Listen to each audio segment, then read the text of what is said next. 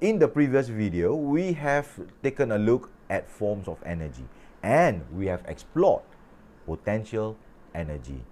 Now in this video, we are going to look at the different forms of energy. Do you know what they are? This is Science with Dani. Today, we're going to explore different forms of energy.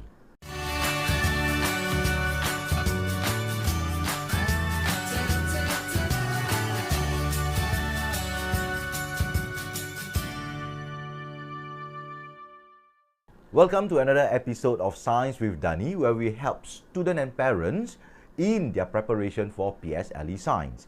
So if you are a student or a parent who wants to improve in your primary science, don't forget, click the subscribe button and the notification bell so that you won't miss any of our future videos. When we look at a moving object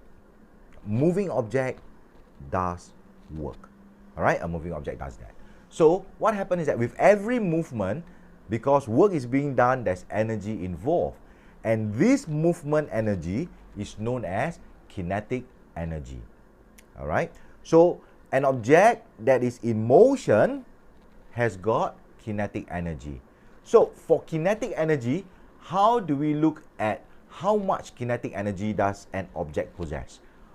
It depends on two things. One, the mass of the object, and secondly, the speed of the object. Okay, how do they work? Firstly, if the mass of the object is more, then when it is in motion, it has more kinetic energy. Alright, so a heavier object has more kinetic energy. Now, secondly, the speed of the object. If an object is traveling very quickly, then it has got more kinetic energy compared to an object of the same mass traveling at a slower speed. So the faster the speed of the object, the more kinetic energy it is going to possess. In the modern world, we have a lot of appliances around us, gadgets around us that requires electricity. In order for us to run all these gadgets, we need electrical energy. Alright? Electrical energy is an energy that helps us to iron the clothes, cook our rice, watch television, use your handphone, and many more. Okay? So electrical energy is something that is very crucial at this time, because without electrical energy, there's a lot of things around us that is not going to be able to be working. The next form of energy that we are going to talk about is heat energy. Alright, heat energy is obtained when you are burning something, for example like fuel. Alright, and this heat energy helps us to do our daily work as well. Alright, for example, when you are cooking, the stove, the fire from the stove, alright, contains heat energy, and that is going to help you to cook your food. In the morning, when you wake up and you want to take a shower and it's very cold, it is heat energy that is going to warm the water for you to shower so that you will feel comfortable and not get the shock of your life at 6 o'clock in the morning. Alright, so heat energy is another form of energy that helps us in our daily life. Now, let's move on to the next form of energy, which is light energy. Alright, light energy is very important for us because light energy helps us to see. The reason why we are able to see things is simply because light bounces off the object that it hits on and then it goes into your eye, helping you to see. So without light energy, we will not be able to see anything.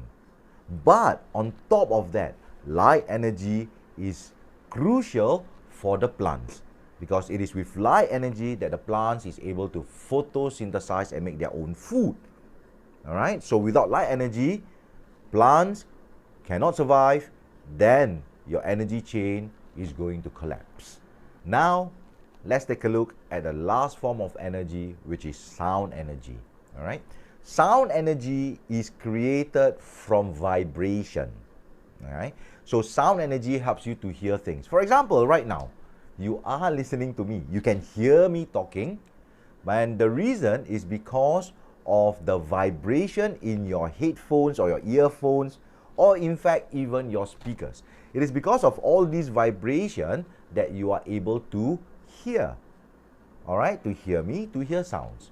Okay, and sound energy needs a medium to travel from one or the source to your ears. All right, and this medium can be solid, liquid, or gas. Okay, like for example, if somebody comes to your house and they knock on the door, knock, knock, knock, the door, which is a solid, all right, will give off a vibration, and you who's in the house, you'll be able to hear the sound of somebody knocking the door. Okay, and then for example, if you are in the swimming pool, all right, and you are diving underwater and somebody splashes right next to you, you can hear the sound of this fella jumping into the water. And the reason is because sound is able to travel through the water. Okay, and then finally, gas or air.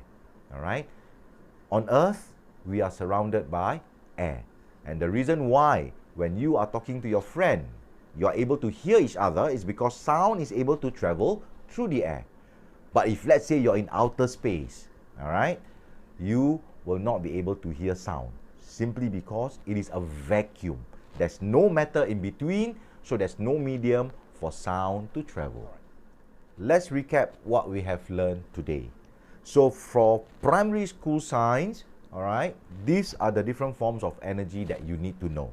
Okay, in the previous video, we have already taken a look at potential energy, the three of them: gravitational potential energy, elastic potential energy, as well as chemical potential energy. And then in this video, we continued with kinetic energy, electrical energy, heat energy, light energy, and sound energy. So those are the different forms of energy that you need to know for primary school science. Thank you for sticking with me to the end of this video. If it is helpful to you, please do share it with your friends. Or if you know somebody who will benefit from watching this video, share it with them. All right? So I am excited to see you in our next video, where there will be more sharing from me in order to help you with your primary science learning journey.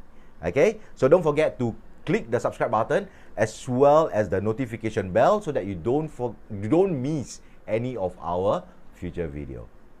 So see you in my next video. This is Dani saying goodbye. Bye-bye.